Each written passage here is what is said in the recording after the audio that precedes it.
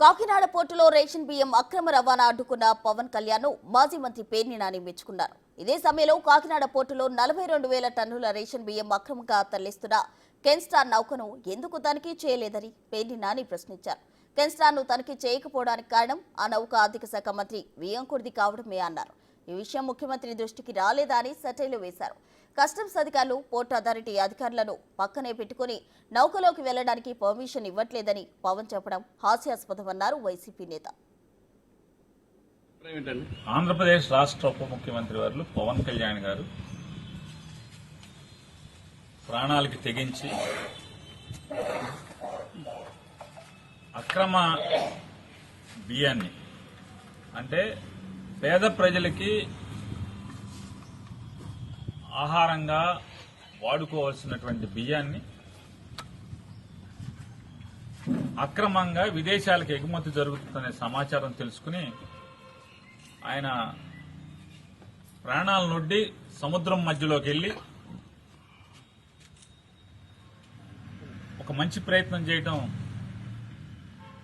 మనస్ఫూర్తిగా అభినందిస్తున్నాం పవన్ కళ్యాణ్ గారు వ్యక్తిగతంగా. ఎందుకంటే ఒక మంత్రిగా,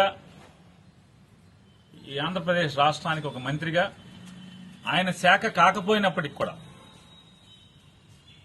ఆయనది పంచాయతీరాజ్ శాఖ మంత్రి అయినప్పటికి కూడా, ఆయన శాఖ కాకపోయినప్పటికి కూడా ప్రజల ఆస్తి ఈ రకంగా దోపిడీ జరుగుతుందని అరికట్టడం కోసం, పట్టుకోవటం కోసం ఆయన చేసిన ప్రయత్నాన్ని ఎవరైనా అభినందించాల్సిందే. కాబట్టి ఆ ప్రయత్నంలో అనుమానాలు ఉన్నాయి, చాలా అనుమానాలు. ఆ అనుమానాలు వారు ఏం చెప్తున్నారంటే, నన్ను అసలు సముద్రంలోకి వద్దన్నారు, పోర్ట్ వాళ్ళు నాకు సహకరించలేదు,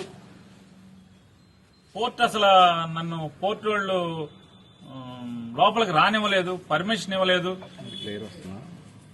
అలాగే నాకు షిప్లోకి ఎక్కడానికి కూడా పర్మిషన్ ఇవ్వలేదు, షిప్లోకి రానివ్వలేదు అని ఆయన